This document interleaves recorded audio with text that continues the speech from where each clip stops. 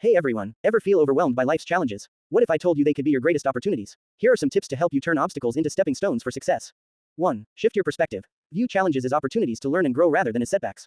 A positive mindset makes a huge difference. 2. Stay resilient. Build resilience by facing difficulties head on. Every challenge you overcome strengthens your ability to handle future obstacles. 3. Embrace failure. Understand that failure is a part of success. Learn from your mistakes and use them as a roadmap to improvement. 4. Seek solutions, not problems. Focus on finding solutions instead of dwelling on problems. This proactive approach fosters creativity and innovation. 5. Surround yourself with positivity. Lean on supportive friends and mentors who encourage you and provide valuable insights.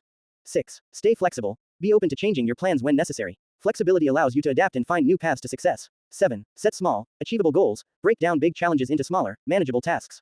Celebrate each small victory to stay motivated. 8. Take care of yourself. Prioritize your physical and mental well-being. A healthy body and mind are crucial for tackling challenges effectively. Thanks for watching. Don't forget to subscribe to our channel, X4ST, for more motivational content and self-development tips. See you next time.